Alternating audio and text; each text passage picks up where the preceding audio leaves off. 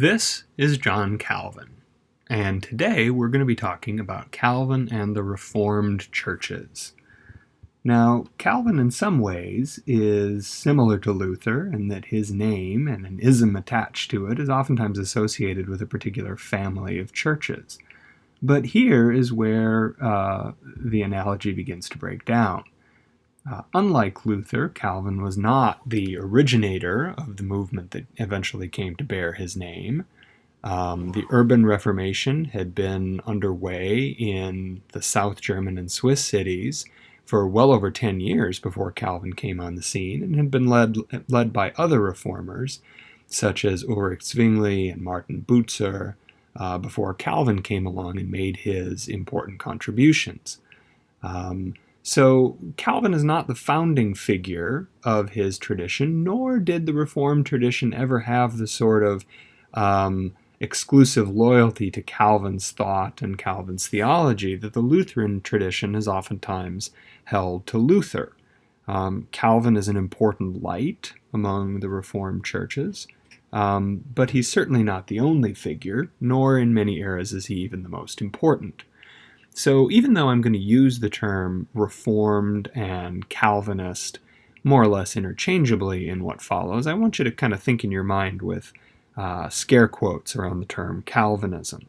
It's not quite as apt in describing this movement as Lutheranism is for the Lutheran churches, but it's one of those terms that is kind of stuck, and we're sort of stuck with it. But I think more properly speaking, the proper name for this movement we're discussing now is the Reformed Church, or the Reformed Church movement. Now, we need to begin by acknowledging that perhaps even more than Luther, Calvin is someone who evokes very strong emotional reactions. Calvin is usually either adored or abhorred, and there's not a lot of middle ground here. People tend to really either love him or hate him. The reasons for this are many, but like Luther, Calvin has a wide variety of images and stereotypes that have attached to his name, and I think getting a grasp of these will help us understand in some measure the strong reaction that people have to him. Now, during his own lifetime, Calvin's followers very much cultivated the idea that Calvin was a uniquely brilliant theologian. We have here the title page from Theodore Beza's biography of Calvin, published shortly after his death.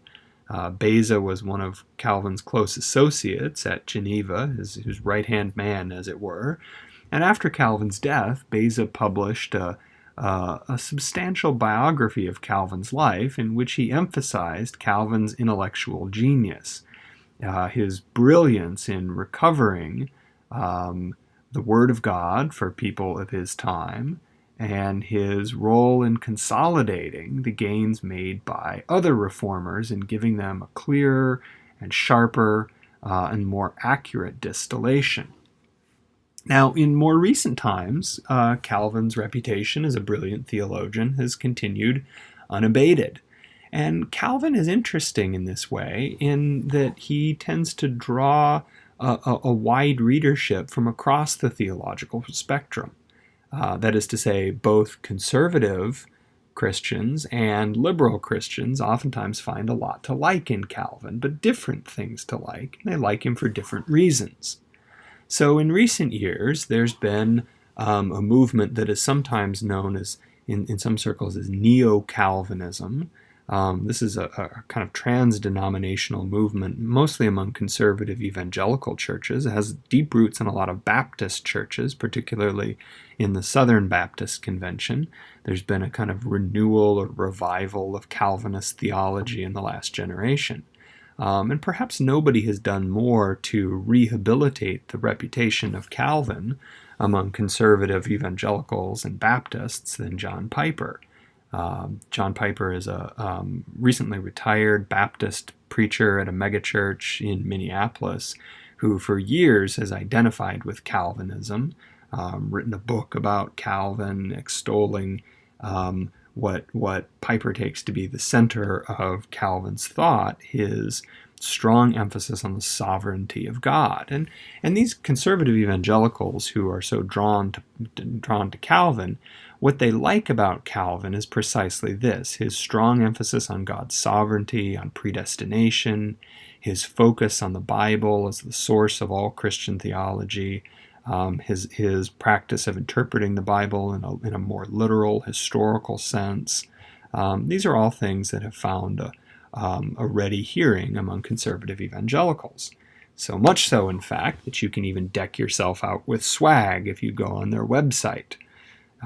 Calvin is my homeboy. I haven't seen any of these t-shirts walking around on Furman's campus yet, but I suppose it's only a matter of time. But conservative evangelicals aren't the only ones who like Calvin. The mainline Protestant novelist and theologian Marilyn Robinson has done a lot to boost Calvin's reputation among moderate to liberal Protestants and beyond as well. Robinson is less well known as an essayist and a theologian, although she's a very fine scholar in her own right, and she's better known as a novelist. Her 2004 novel Gilead won the Pulitzer Prize, and it tells the story of a rural Iowa pastor named John Ames. And in this particular novel, the plot is loosely modeled on the parable of the prodigal son in the Gospels. But Ames is a gentle spirit, a thoughtful, well-read pastor who oftentimes quotes Calvin and seems to find a lot of wisdom in Calvin's theology. Now, for more liberal mainline Protestants like Robinson, what they find attractive in Calvin is a different set of what we might call spiritual and intellectual virtues. Folks like Robinson have noticed the sense of sacramental mystery in Calvin's theology, that nature, as Calvin describes it, is the theater of God's glory. It's an arena which is shot through with mystery, the mystery of God's providence, and can be a place of sacramental contact between human beings and God's presence. Moreover, other more progressive theological voices have noticed Calvin's strong commitment to social justice. Calvin was a preacher for his time who put strong emphasis on care for the poor and the marginalized, even so going so far as to enforce restrictions against usury, against sharp practice in business, and even advocating for sumptuary laws in the city of Geneva, that is, restrictions on flagrant display of wealth that from Calvin's perspective would only serve to introduce divisions in society between those who have money and can flaunt it and those who don't have money and thus have to feel ashamed and feel separated from their more wealthy and flamboyant parishioners. Calvin thought this was absolutely poison to the unity of the body of Christ, and many liberal, economically progressive Christians in the modern era have found an appealing perspective in Calvin on these questions. Now, Calvin himself, of course, is not uncontroversial. At the other end of the spectrum, we have, Calvin has provoked very strong negative reactions. One of the earliest of these came from a man named Jerome Bolzac, who was a one-time colleague of Calvin in the city of Geneva. Calvin ended up alienating him, and he was driven from the city and got his revenge after Calvin's death by publishing a poison pen biography. Bolzac accuses Calvin of everything from intellectual arrogance to pederasty and everything in between. Historians have been unable to find any corroborating evidence, by the way, for the charge of pederasty. But it was one of those nasty charges that gets thrown around from time to time in the early modern world. And Bolzac alleges this of Calvin. More recently, scholars have connected Calvin to the rise of modern capitalism. We've noted Weber's thesis that assigns Calvin an important role in this development, and we're going to talk about this more in a later class session, so I'm not going to say any more now. It's also worth pointing out that Calvin is oftentimes described or connected with the rise of modern democratic sensibilities. This here is an image of a monument in the city of Geneva that was erected in the year 1909, not out of any confessional desire to promote Calvin's theology, but rather in an acknowledgement that even as Geneva had become a city of international importance and a meeting place for various international organizations, so also Calvin's theology had served a sort of liberating purpose in establishing democratic norms, at least in the Protestant world. Now, Calvin himself was not a political philosopher. He didn't write any treatises on democracy or republican government, but Calvin did help to bring about a distinctive new form of church governance, which many observers have suggested gave Protestant Christians a taste for self-rule. In contrast to the hierarchical top-down chain of command in the Catholic Church, ultimate power in the Reformed churches was vested in a body of elders, most of whom were lay people, and they had the authority to hire and to fire and to enforce doctrinal norms, to impose church discipline, etc., etc. It was, for the time, a revolutionary movement in investing power in the hands of lay people. And many scholars have suggested that this played an important role in preparing the ground for a similar development in the political realm. Now, Calvin has also struck many modern interpreters as a sort of cold fish personality and someone whose spirituality was reduced to cold systems and logic chopping. Now, in some ways, it's there are some reasonable grounds for making a judgment like this. Calvin had a very reticent personality. Unlike Luther, who's always talking about himself, who's always nattering on, giving reminiscences about his early days and his battles against the world, the flesh, and the devil, oftentimes giving even conflicting versions of the same story, Calvin almost never talks about himself. Calvin is very hesitant to inject himself into whatever it is he's writing.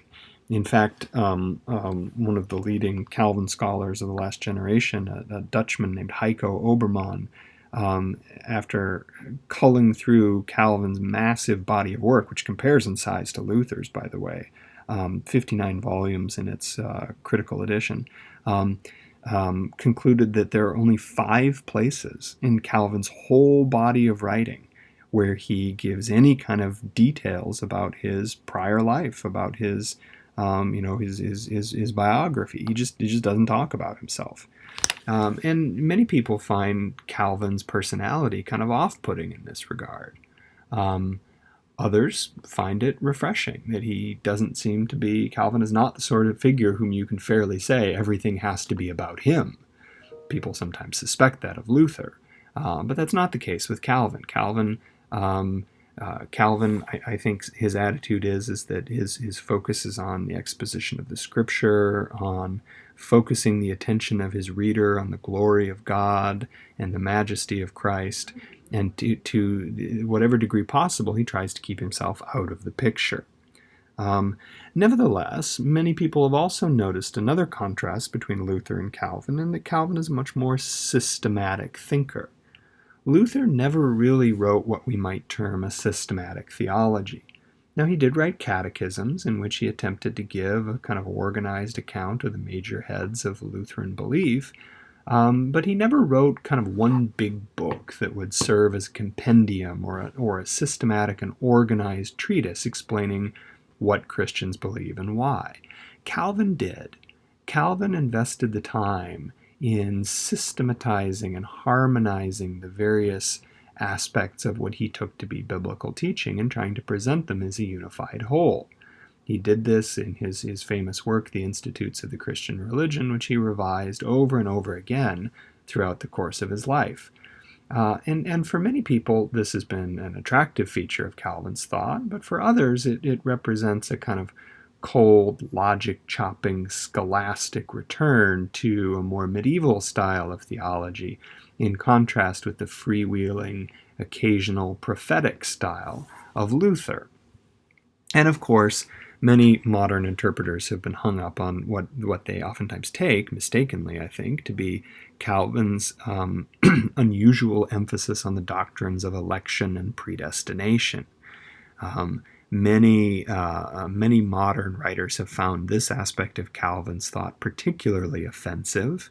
We're going to deal with in some detail in a future class period, so I won't say anything more about that here, other than to leave this section with a quote from Will Durant, the well-known popular historian of the mid-20th century, who concluded his chapter on Calvin in his book on the Reformation with the following words: "We shall always find it hard to love the man who darkened the human soul with the most absurd and blasphemous conception of God in all the long and honored history, of nonsense." A harsh judgment on Calvin's intellectual legacy, but one that I will leave up to the listener and the reader to decide if they agree with or not. Now, in recent years, a new appraisal of Calvin has emerged as scholars have returned back to the sources and tried to scrape away the residue of stereotype and the various traditional caricatures of Calvin that have cluttered up the landscape. And I would suggest there are three main reasons for this reappraisal. One, historians have worked very hard in recent years to situate Calvin in his own intellectual context, to judge him by the standards of his own day in the company of the people with whom he worked and interacted and argued. Calvin was not a solo show. He was always someone who worked in as part of a team, if you will, surrounded by other strong personalities and exerting and being exerted upon in turn. And seeing Calvin in this wider context can help to kind of take some of the sharp edges off. For instance, the earlier view that Calvin was someone who was obsessed with the doctrine of predestination really kind of falls flat when we put Calvin in his intellectual context and understand how much of what Calvin has to say about this topic is really just repeating ideas and teachings that go all the way back to St. Augustine in the 5th century. Really, when it comes to his understanding of predestination, Calvin is not all that innovative. And others in his context in the 16th century emphasize it much more strongly than Calvin does himself. Listening to Calvin's words, there's been a strong move in recent years to recover Calvin's wider corpus of writings beyond the Institutes. Scholars have looked to his commentaries, his sermons, his letters, his other occasional treatises to give us a much fuller picture of Calvin, and I think have rightly emphasized that Calvin was not simply an abstract scholastic theologian sitting in the ivory tower, but he was a pastor who was busily engaged in the lives of people in his parish, the local problems of governing the city and working with the city council, and the wider spread of his movement beyond his own local place. So, this all comes from listening to Calvin's words and getting a wider sense of his own perspective. And finally, examining institutions. Calvinism, or the Reformed Church movements, eventually outstrips Lutheranism as the largest and most dominant and most influential form of Protestant Christianity. And I would argue that this is in part not just to Calvin's creative brilliance as a theologian. I think it's a genuinely open question as to whether Luther or Calvin is more intellectually influential in the Western theological tradition. That's an argument that I think would be very difficult to settle. But I think where Calvin very clearly does outstrip Luther is in his his commitment to reforming and refining institutions. Luther was someone who was very engaged in exposition of the Bible and in theological polemic, but he didn't have as much time and patience for institutions. Calvin, by contrast, had a very strong sense that reform could only take root and last if it was embodied in durable institutions. And so I think part of what's important about Calvin's legacy is understanding the institutions that he helped create and to launch, and that eventually embodied his movement in a way that was much more durable and much more adaptable than the reforms that Luther initiated. Okay, so a little bit of background now on moving into a historical narrative into Calvin's France and the context out of which he came. Calvin's France in this period was deeply Catholic, but Catholic in rather a distinctive way. We have talked a lot about the Holy Roman Empire up to this point in the course, and much of what we said about the late medieval church is going to apply in terms of basic structures and assumptions and theology and practices to the church in France. However, the Catholic monarchy had sort of a unique relationship with the church. The Catholic monarch was known as the most Christian monarch. That was part of the King of France's coronation title. But the King of France had a lot more power and independence vis-a-vis the church than many of the other monarchs of Western Europe. While always professing staunch loyalty to the Pope and to the orthodox teachings of the church, the King of France had much more power to appoint bishops, to appoint abbots and heads of major monastic houses, cardinals, other high-ranking church dignitaries, and to ensure that the Catholic hierarchy in France was going to be loyal to him and to his agenda. We get a little bit of sense of this, the tension in this relationship when we look at a famous painting by the Renaissance artist Raphael that hangs in, it's actually a mural on one of the walls in a papal salon in the Vatican Palace, ostensibly representing the coronation of Charlemagne, the Holy Roman Emperor, by the Pope on Christmas Day in the year 800. But if you look carefully at this picture, you can see that the features both of the Pope and of the Emperor correspond to figures in the 16th century.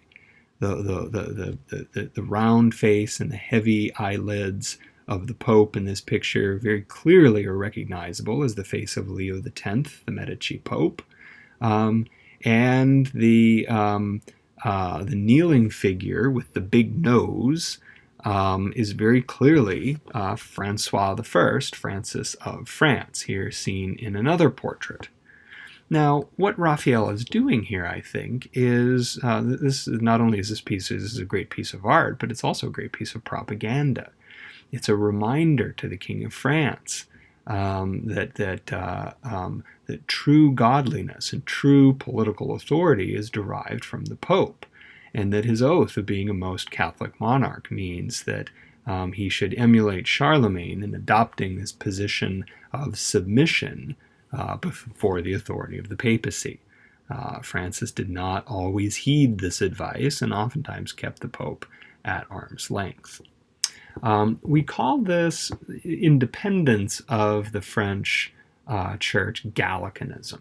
Okay, Gallicanism, the idea that the French church was, yes, they were loyal Catholics, but they also kind of went their own way. And there was a tremendous degree of national autonomy within France at this time. And what this all amounts to is that as the Reform movement began to take root in France, it was not altogether clear which way the French church was going to go. There were many reform-minded leaders in France at this time who thought that Luther had a point on some of these questions and that the church really did need more extensive reform. And there was even talk, even though after Luther was declared a heretic, his ideas weren't going to get an explicit hearing, there was even talk that many of Luther's reforms might be implemented by the king.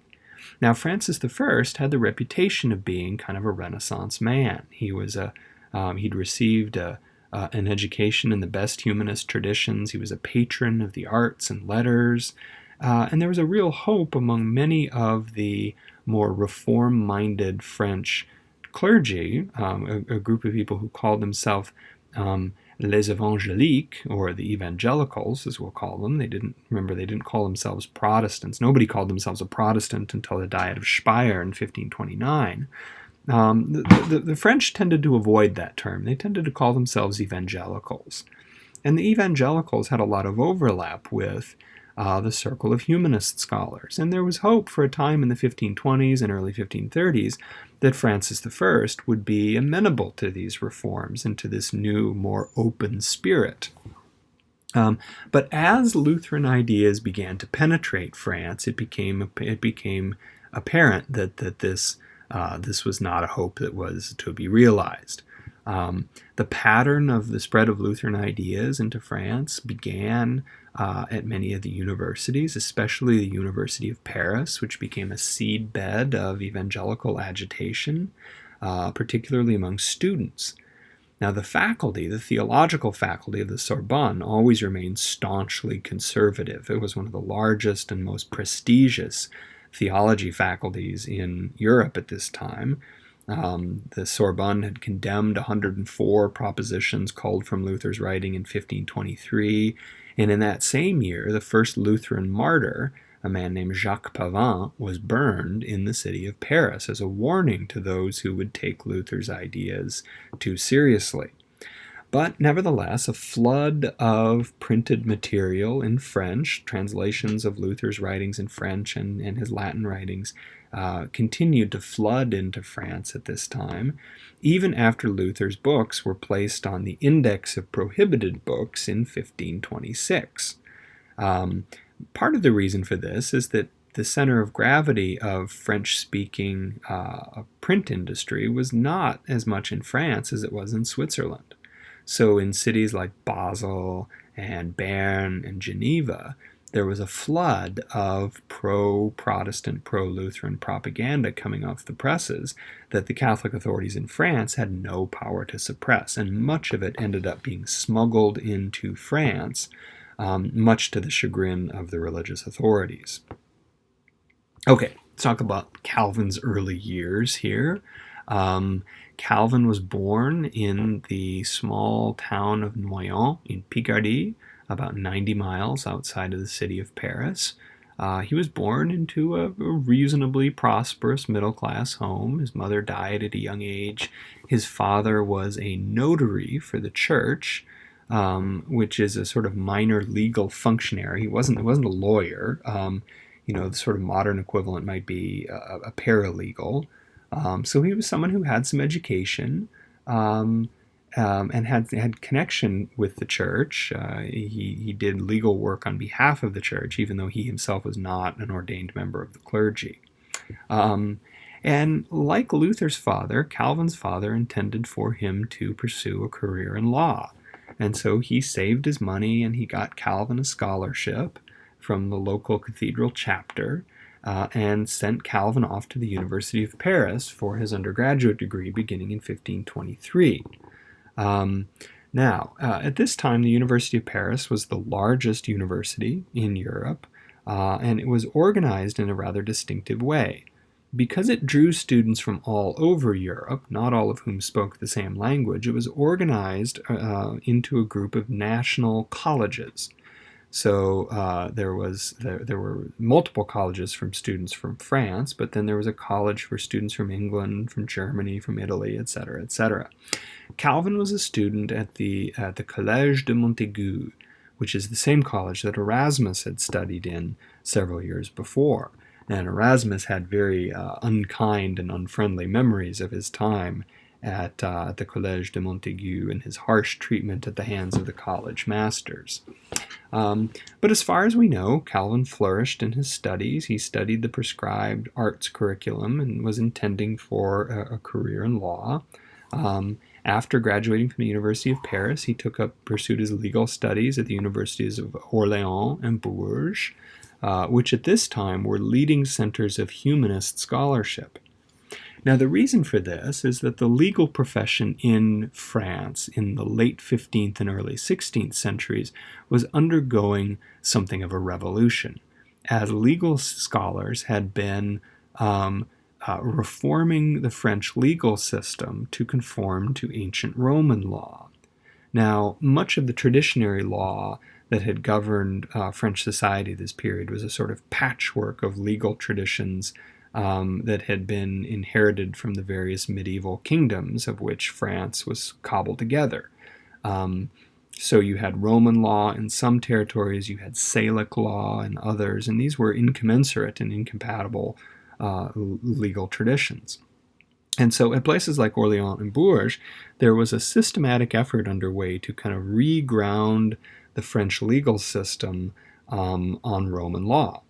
Roman law, as it happens, had been codified and given its sort of decisive form for the Middle Ages in the time of Justinian in the 6th century. Now, this is important because Justinian was the emperor of the Byzantine world, the eastern half of the Roman Empire, where the official language was Greek. So what this means is that all of these legal scholars working so hard to restore Roman law had to have a very firm command of the Greek language. And this is where Calvin picked up his Greek. Calvin was a student of some of the leading Greek scholars, legal scholars of his time. And one of the things that really distinguishes Calvin from other reformers, certainly from Luther, is his very firm mastery of Greek. Calvin was brilliant with languages. He was world class in his apprehension both of Greek and of Hebrew. Luther was pretty good with Hebrew, but he was a bit shaky on his Greek. That's what he had Philip Melanchthon for. Now, sometime after Calvin's graduation from law school, from his legal studies, Calvin aligned himself with the emerging evangelical party. Now, Calvin, again, doesn't leave us a lot to go on here. There's really only one place in his writings, we'll look at it a little bit later, where he describes his conversion to Protestantism. And unfortunately, he really doesn't give us any details about when or where or why. The only tantalizing detail he gives us is that it happened suddenly. Now, scholars have proposed a range of dates within which we think Calvin must have made his break with the Catholic Church and aligned himself with Protestantism. On the early side of this, we know that Calvin returned back to his hometown in Noyon on August 15th, 1533 to attend a meeting of the local chapter. Now, the chapter was a charitable organization that was attached to the parish church, and one of its functions was to provide scholarships for bright young students like Calvin. Now, these scholarships were funded by offerings that pious laypeople gave to various altars distributed around the side of the church, altars that were dedicated to Christian saints. So what would happen is a layperson would come, and depending on what kind of prayer request they had to make, they would go and find the right saint. You know, if you're praying for safe travels, you're going to go to Saint Michael, the patron saint of travelers, or if you're going to go to if you've got another problem, you're going to find the appropriate saint, you're going to offer up your prayer, and to help sort of boost your prayer along and demonstrate your sincerity, you're going to drop a few coins into the box at the bottom of the altar.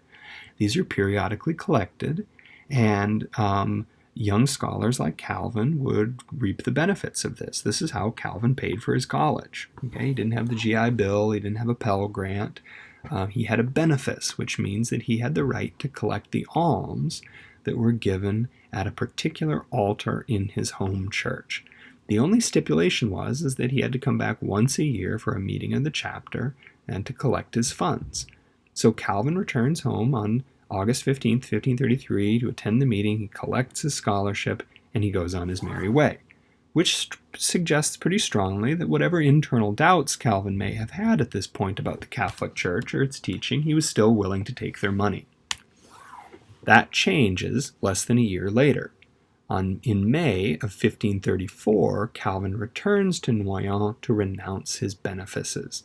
He says, all right, thanks, but I'm not taking your money anymore. I'm done with you guys.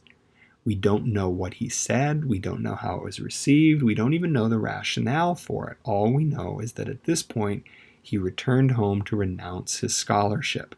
And I think the historians who place this as the outside date for Calvin's conversion are right in thinking that this is an unusual thing to do. Unless you were planning to make a break with the church, it just doesn't make sense for Calvin to give up this source of income. Now, there are a couple other important dates we need to know about here. In November of 1533, Calvin was caught up in a controversy surrounding his friend Nicholas Cop. Now, Nicholas Cop had recently been appointed as the rector at the University of Paris, an important administrative role. And this appointment came along with the obligation to give a speech to the theology faculty. Nicholas Cop gave his speech in November of 1533, and it had a very strong Lutheran flavor to it.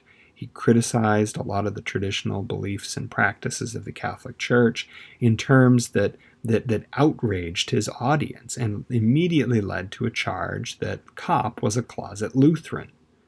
Well, very soon an arrest warrant was issued for Cop, and when the 5-0 turned up in his apartment to apprehend him, they found that he had fled the city. They also found in the apartment a handwritten copy of the speech that Cop had given to the faculty, and that speech was written in John Calvin's hand. So this is a sort of tantalizing bit of information. Did Calvin write the speech on Cop's behalf? Is this the first trace we have of the Protestant Calvin? Or was Calvin simply acting as secretary, recording his friend's speech as he walked around the apartment declaiming to the empty room? We don't know for certain. And we don't know because Calvin himself skipped town. Once he realized that Cop was going to have to go on the lam, he realized that it was no longer safe for him to remain in Paris, and he too ditched the city. Now, within a few months, Calvin turns up again in April of 1534 at the court of Marguerite of Navarre. Now, Marguerite was the sister of the French king, Francis I. And even more than Francis I, Marguerite was rumored to be supportive and sympathetic to the reform movements. After things began to heat up after the affair of the placards, which we'll talk about in just a minute, Marguerite had to keep a very low profile, but she did, in her court at Navarre, in Nérac in southern France, kept kind of a safe haven for reform-minded scholars like Jacques Lefebvre d'Etaples, and John Calvin. Calvin traveled there and met with d'Etaples and spent some time at Marguerite's court hobnobbing with other evangelicals and humanist scholars. Shortly after this, that he returned and renounced his benefice.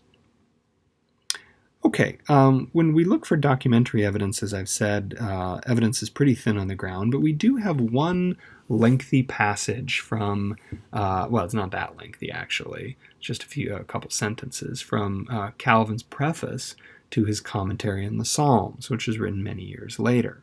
And in this, he describes his situation as a student, and he writes that since I was too obstinately devoted to the superstitions of popery to be easily extricated from so profound an abyss of mire, God, by a sudden conversion, subdued and brought my mind to a teachable frame, which was more hardened in such matters than might have been expected from one at my early period of life.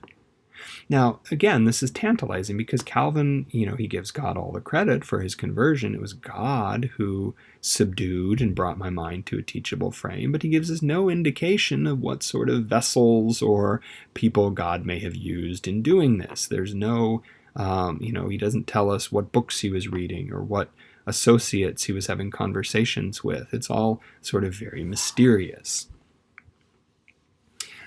There's another passage in the reply to Sadoleto, which we'll be reading for our next class session, in which Calvin responds to the arguments of Cardinal Sadoleto by describing a kind of hypothetical Christian or Protestant Christian who kind of gradually awakens to the truth of the gospel. And some scholars have suggested that what Calvin may be doing here is revealing some of his own journey in this polemical context, and sort of casting this character's awakening in terms that matched his own. It's a tantalizing suggestion, and there may be some truth in it. I will let you arrive at that judgment on your own, and hopefully we'll have a chance to talk about that in class on Wednesday. But I think at a minimum, I'd say that it's difficult to make any kind of a definitive judgment about that hypothesis. One other important date from this early period in Calvin's career needs to be mentioned. I had alluded to the fact that the French king, Francois I, had taken initially a more sympathetic view of the evangelicals. The authorities in Paris, the conservative theological faculty at the university, and the Parlement of Paris, which is kind of the governing judicial body in the city of Paris, had been pretty aggressive in opposing Lutheranism. But Francis I was very non-committal for a time. He had many people in his court, including his own sister, who were very sympathetic to the evangelical cause. And it was only at the end of the year in 1534 that Francis aligned himself decisively against it, when an evangelical snuck into the palace and plastered up a bunch of broadsheet propaganda prints arguing that the Mass was an abomination and an act of idolatry, including even putting one of the broadsheets, one of the placards as they were called, on the door of the king's bedchamber. So when the king awoke in the morning and found this propaganda on his own bedroom door, he began to think that these evangelicals were not simply loyal subjects and reform-minded spiritual people, but dangerous radicals and potential terrorists who could threaten his very life. And in the following months, Francis I aligned himself more and more publicly with the conservative factions in the church and in the city of Paris. And this really represents a turning point in the fortunes of Protestantism in France. Now, we'll talk briefly about some of Calvin's first Protestant writings. Calvin's first published writing was actually a commentary on Seneca, the Roman philosopher Seneca's work De Clementia, on mercy. Calvin, after his law career had ended, had hoped to find a teaching post and have a quiet career as a scholar, a classic scholar writing on ancient Greek and Latin texts, much in the manner of a refined, cultured humanist like Erasmus. But by the end of 1534, he found himself writing more on behalf of the Protestant cause. In 1534, he writes a preface to a French translation of the Bible published by a man who was his cousin, Pierre Olivetan, who published a French Bible in 1535, including a preface by Calvin, commending the importance of scripture reading for the Christian life. That same year, he published a short tract called Sucopenicia, or On Soul Sleep, attacking the Anabaptist belief that at death the soul simply went into a state of suspended animation or sleep until the last judgment and the resurrection at the end of time. This was in contrast to the traditional Catholic belief that when you die, your soul immediately goes into its final resting place, either into hell, purgatory, or heaven. So Calvin is here defending a fairly traditional belief against the innovations of the Anabaptists. And it's not entirely clear why he chooses to weigh in with his first real theological treatise on this particular question, but there it is. The book, however, that really launched Calvin to fame and established him as a rising star in the evangelical and Protestant worlds was published in 1536, and this is Calvin's Institutes of the Christian Religion. Now, he wrote this during 1535 when he was living in the Swiss city of Basel. It was published in Latin octavo, 514 pages, and the purpose of this book was to provide a kind of elementary teaching for French Protestants, a systematic presentation of the Christian faith as Protestants were understood it, and to provide an apologetic to the wider European culture, to say, hey, we're not dangerous radicals subverting society. This is just good old-fashioned biblical Christianity that the Catholic Church has wandered away from. Now, over the course of his life, Calvin continually updated and revised the Institutes. The 1559 edition, which is the last major revision that he made toward the end of his life, was actually about 12 times larger than the 1536 edition. So he was constantly adding to it, addressing more topics, rearranging the material. But in 1536, the initial edition is organized with only 6 chapters. A chapter on the Decalogue, the Apostles' Creed, the Lord's Prayer, true sacraments, false sacraments, and church governance, how the church should be structured. Now, this method of organization he actually took from Luther, who organized his larger catechism with a similar layout. So Calvin, I think, here is giving us some indication of the debt that he owes to Luther, even though he disagrees with Luther on some particular points of doctrine, which we'll talk about later. Now, how did Calvin become a reformer? Calvin's initial, before we get to that, we need to understand a little bit about how the Reform movement took off in the city of Geneva.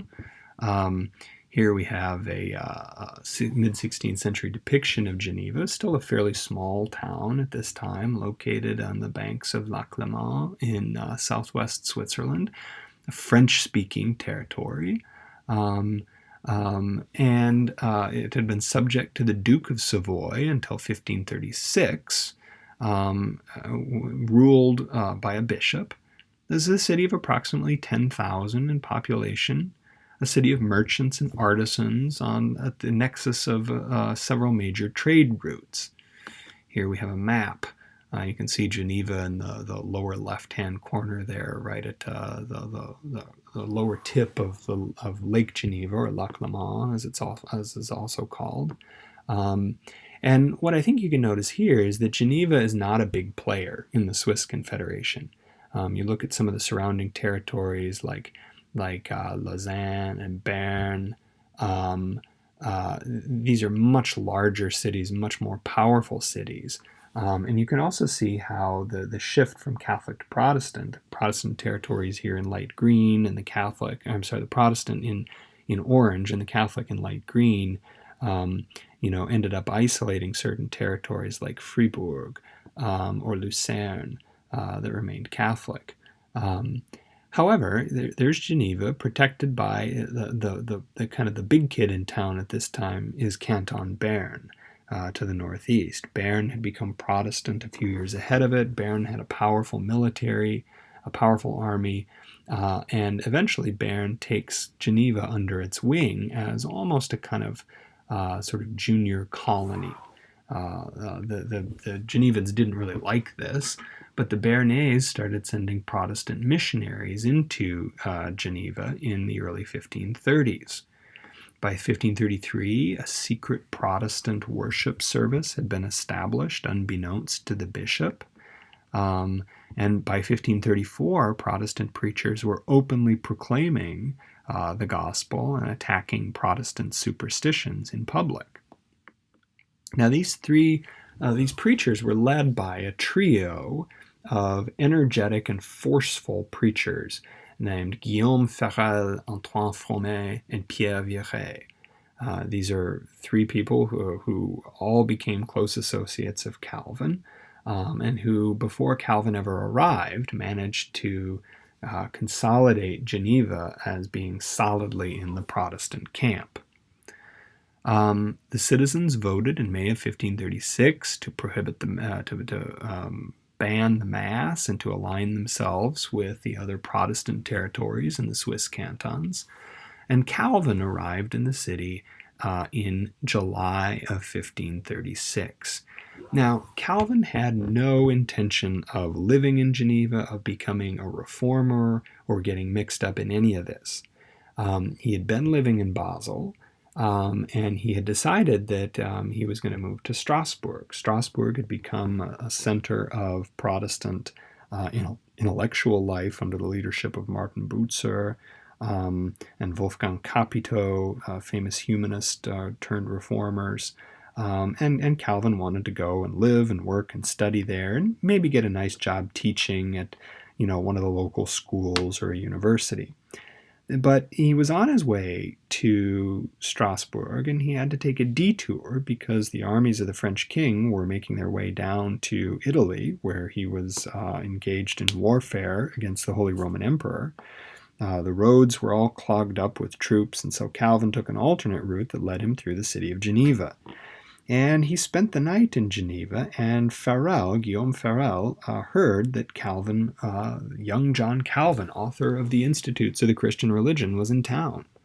So Farel basically showed up at Calvin's Motel 6 room, knocked on the door, and said, "Hey, we need you. You need to stay." Calvin said, "Well, thanks for the offer, but I have other plans. I'm on my way to Strasbourg, etc., etc."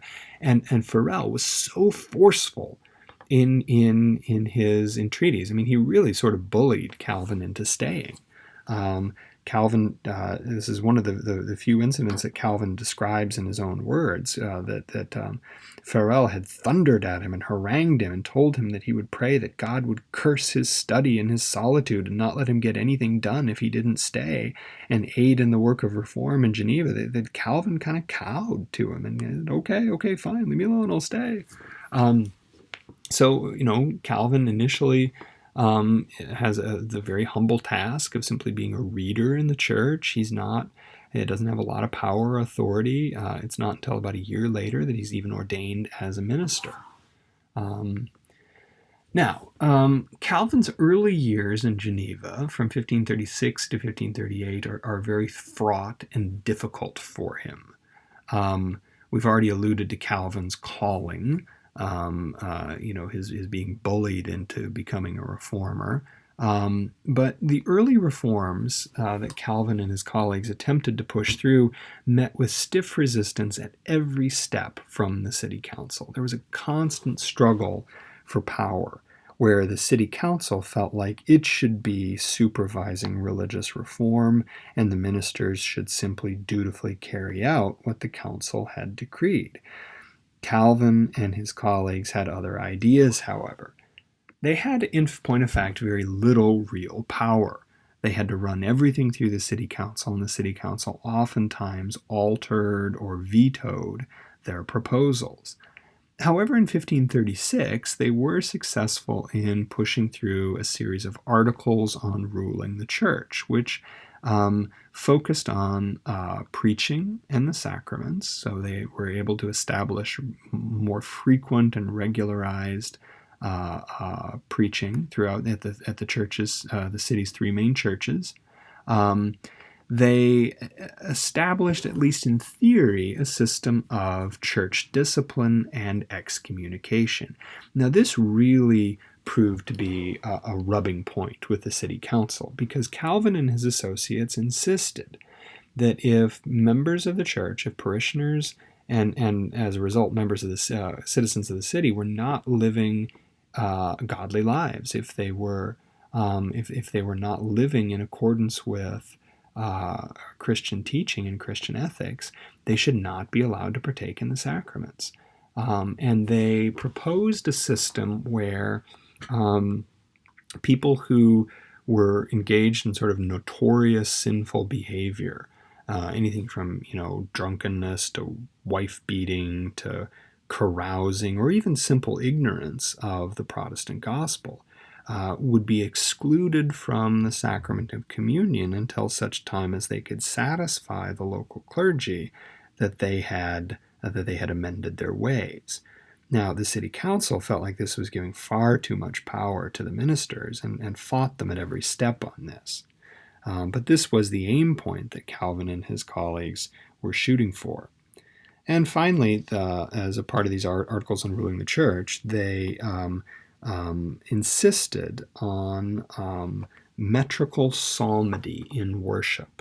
Unlike other Reformed churches like in Zurich, which simply outlawed music altogether, Calvin never did that. Calvin had a deep appreciation for music and the role it could play reinforcing the proclamation of the word. But Calvin and his associates were concerned that non-biblical music and forms of worship would creep back in. So they limited the congregational hymns to the Psalms. And this, incidentally, became a hallmark of Reformed worship well into the 20th century. Metrical psalm singing became a kind of hallmark of Protestant, not just Protestant, but Reformed or Presbyterian worship, really until World War II. And it wasn't until World War II, when GIs had gone off to war and their chaplains had introduced new hymns, new fancy-fangled hymns like Luther's Mighty Fortress, that these soldiers had come back to their home congregations and said, we really ought to expand the repertoire a bit. But for centuries, many Presbyterian traditions sang only the Psalms. And they got this from Calvin. Calvin commissioned a French poet, a very talented French poet named Clement Marot, to translate the Psalms into simple French in regular rhyme and meter, which became immensely popular in the French-speaking world. Now, as a result of these reforms, I'd mentioned the conflict between the ministers and the city council. Things came to a head in 1538, and Calvin and his associates were actually expelled from the city of Geneva for a time. The city council said enough was enough. We're done with you guys. We're getting new ministers. Calvin was sent packing. And Calvin finally ended up making his way to Strasbourg, where he had intended to head from the get-go. Calvin spends about 3 years as an exile from Geneva, as an exile from his exile in the city of Strasbourg. But in many ways, these 3 years were one of the most happy and productive periods in Calvin's life. He was appointed as a minister to a French refugee congregation, French Protestants who'd been trickling out of France and some of the Catholic cantons in Switzerland had settled in Strasbourg, and they were in need of a pastor. And so Calvin was appointed. During this period, he also had a growing leadership in the Protestant movement. He was mentored by a man named Martin Bucer, whose image you see on the screen here. And Bucer was older than Calvin. He was a very well respected and established humanist scholar and reformer, and somebody whom Calvin had a lot of respect for. And not only that, Bucer also had a kind of more gentle, ironic spirit. Bucer was not a flaming controversialist, but he was someone who was trying to keep Protestants all on the same page. He was someone who often acted as an intermediary between figures like Luther and Zwingli and tried to get them to see eye to eye on various points of theology and practice. And he was even involved in organizing a number of colloquies to try to repair the breach between Protestants and Catholics. So in 1540, there was a colloquy at the city of Worms that Bucer and Calvin attended, and then the colloquy at Regensburg in 1541, which brought together Catholic, Lutheran, and Reformed church leaders to try to negotiate some theological compromises. It ultimately failed, but it was important for Calvin not only in sharpening his own theology, but also in building his network of connections, in introducing him to people like Philip Melanchthon and other international leaders of the emerging Protestant movement. During this period of his exile in Strasbourg, Calvin also got married. He married a young woman named Idelette de Boer, and she was his wife for many years. Calvin seemed to have a real affection for her, and he writes movingly of her death after she died, that he had lost a friend and a partner who had been very well suited to him.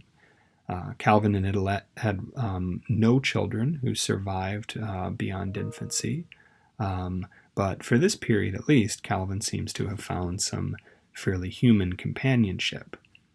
Now, also during this period, Calvin was very active in writing and publishing. He publishes a revised edition of his Institutes in Latin in 1539 and then translates it into French in 1541, expanding it and adding more material to address emerging concerns and issues that are important as Protestantism is continuing to expand. He wrote a commentary on Romans in 1540, which really established him as one of the leading exegetes or biblical interpreters in the early Protestant movement. And in 1541, he's called upon by the City Council of Geneva to respond to a letter, an open letter that had been written to the citizens of Geneva by a Catholic archbishop and cardinal named Jacopo Sadoleto. And I'm afraid I actually got the date wrong here. The epistle to Sadoleto was in 1539, not in 1541. I'm going to have to fix that for the next iteration. But what had happened is this, is after the departure of Farel and Viret and Calvin in 1538,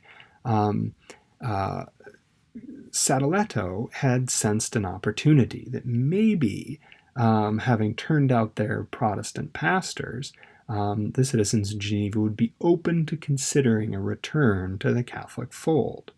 So Sadoleto pens an open letter to the citizens of Geneva, addressing them in very brotherly and ironic terms, and basically saying, we know that mistakes have been made. The church has not always lived up to its highest standards, but you guys have been deceived.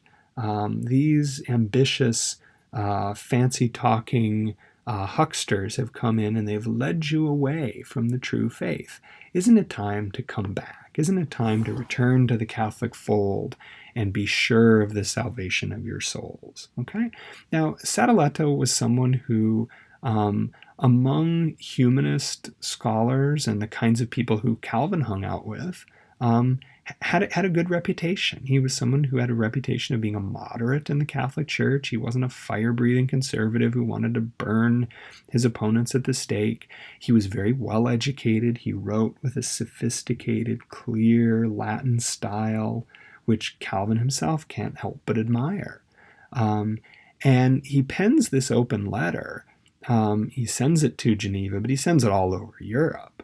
And it's really, in the estimation of some scholars, one of the first attempts of the Catholic Counter-Reformation to reclaim some of the territories that had been lost to the Protestants. Now, the city fathers of Geneva quickly realized that they did not have anybody in their stable who was up to writing a response to this.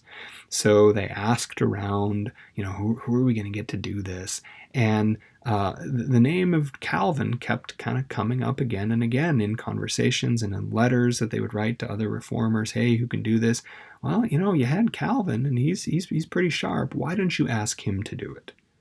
So eventually, in 1539, the city fathers kind of come back to Calvin, cap in hand, where he's in Geneva, and they write him and say, "Hey, would you mind answering this on our behalf?"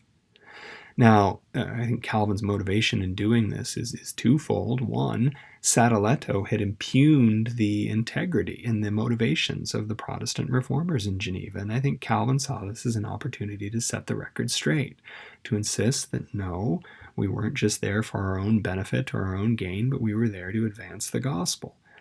And again, Calvin recognized, I think, that this was an opportunity to to enter the theological debate at its highest levels, to engage with not some crackpot pamphleteer, but a well-known and well-respected Catholic scholar, and to answer his arguments point for point, and hopefully gain a wider hearing for his theology. So this is what Calvin does in his reply to Sadoleto. Now, this is the document that we're going to be reading for Wednesday. It's one of the classic debates of the Reformation period. Both Calvin and Sadoleto address some of the core issues that separate Protestants from Catholics in this period. So I hope this has set the stage for a more nuanced appreciation of that text. And I will look forward to discussing it with you in our next class period. Thanks for your attention.